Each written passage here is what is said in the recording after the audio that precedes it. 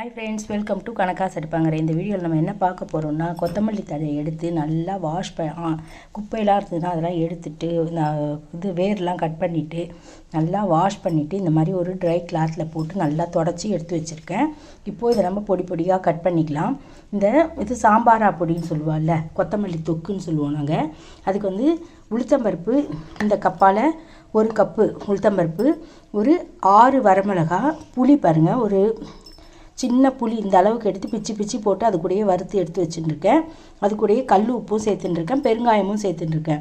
வறுக்கும்போது டக்குன்னு சரி உங்களுக்கும் ஷேர் பண்ணலாமே அப்படிங்கிறதுனால நான் வறுத்துட்டேன், அதுக்கப்புறம் சொல்லலாமேன்னு சொல்லிட்டு இருக்கேன். இப்போ தான் நான் கடலப்பருப்பு இந்த பக்கம் வறுத்துட்டுருக்கேன். பார்த்தீங்களா, கடலப்பருப்பு நல்லா வெறும் வானலில் போட்டு நல்லா ரோஸ்ட் பண்ணணும், கோல்டன் ப்ரௌன் வரணும். வந்ததுக்கப்புறம் நம்ம அதுலேயே கொட்டி எல்லாத்தையும் பொடி பண்ண போகிறோம். இப்போது இது நல்லா வறுபடட்டும், பச்சை வாசனை போக நல்லா வறுபடட்டும். அதுக்குள்ளே நம்ம அந்த கொத்தமல்லி தழையை நல்லா பொடி பொடியாக கட் பண்ணிக்கலாம். கட் பண்ணிவிட்டு இதெல்லாம் நல்லா ஆறினதுக்கப்புறம் மிக்ஸி ஜாரில் போட்டு அரைக்கும்போது பார்க்கலாம். இப்போது இது நல்லா கோல்டன் ப்ரௌனாக வறுபடட்டும். இது நல்லா சூப்பராக வறுபட்டுருக்கு. இது இட்லி, தோசை எல்லாத்துக்கும் தொட்டுக்கலாம், சூப்பராக இருக்கும்.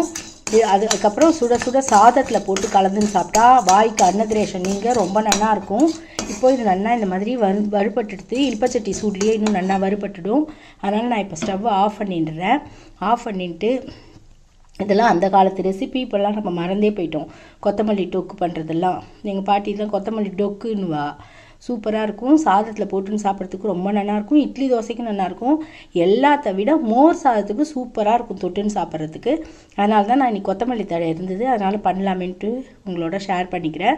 சரி, உளுத்தம்பருப்பு வறுக்கும்போது சரி நம்ம பண்ணலான்னு நினச்சினே இருந்தோம், சரி டக்குன்னு உங்களோட ஷேர் பண்ணிக்கலாமே அப்படின்றதுனால நான் பண்ணின்னு இருக்கேன்.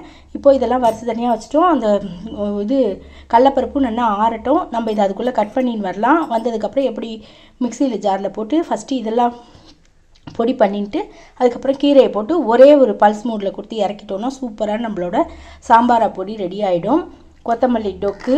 இப்போது நம்ம இது ஆறட்டும், இதை கட் பண்ணிட்டு பார்க்கலாம். இப்போது கொத்தமல்லியை நம்ம நல்லா கட் பண்ணி எடுத்து வச்சுட்டோம். இப்போது இதெல்லாம் போட்டு நம்ம மிக்ஸி ஜாரில் போட்டு அரைச்சிட்டு பார்க்கலாம். இப்போது இதில் நம்ம ஃபஸ்ட்டு மிளகா, புளி அதெல்லாம் மட்டும் போட்டுக்கலாம். ஜாரில் மிளகா, புளி,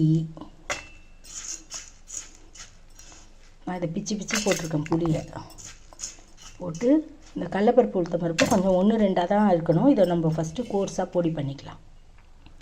மிளகாவும் புளியும் இந்த அளவுக்கு நல்லா கோர்ஸாக பொடி ஆகிடுது. இப்போது நம்ம இதில் பருப்பை போட்டுக்கலாம். கடலப்பருப்பு, உளுத்தம்பருப்பு, பெருங்காயம், உப்பு எல்லாத்தையும் இதில் போட்டு இப்போது ஒரு குறைன்னு அரைச்சின்னு வந்து பார்த்தீங்களா, பருப்பை போட்டு இந்த அளவுக்கு நம்ம நல்லா பொடி பண்ணிட்டோம். இப்போது கொத்தமல்லியை சேர்த்து ஒரு சுற்றிக்கலாம். ஆனால் 2 கைப்பிடி கொத்தமல்லி. இந்த கொத்தமல்லி 15 ரூபாய். இதை இப்போது அரைச்சிட்டு பார்த்திங்கன்னா நம்மளோட கொத்தமல்லி சாம்பாரா புளி கொத்தமல்லி தொக்கு இந்த மாதிரி தான் ரெடியாக இருக்கும். இதை நம்ம இப்போ பாத்திரத்தில் மாற்றின்ட்டு பார்க்கலாம். இதே மாதிரியே நீங்களும் பொடி பண்ணுங்கள். நம்மளோட கொத்தமல்லி பொடி சூப்பராக ரெடி ஆகிடுது. இதே மாதிரி தான் இருக்கும்.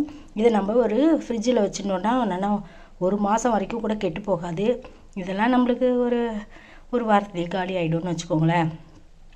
சூப்பராக இருக்கும், அன்னதிரேஷன் நீங்கள் இருக்கும். இதே மாதிரி நீங்களும் ட்ரை பண்ணி பாருங்கள், குழந்தைங்களுக்கெல்லாம் கொடுங்க. மோர் சாத்துக்கு தொட்டுன்னு சாப்பிட்டு பாருங்கள், சூப்பராக இருக்கும். இதே மாதிரி நீங்களும் ட்ரை பண்ணி பார்த்துட்டு எப்படி இருக்குன்னு எனக்கு கமெண்ட் சொல்லுங்கள். தேங்க்ஸ் ஃபார் வாட்சிங். Bye friends.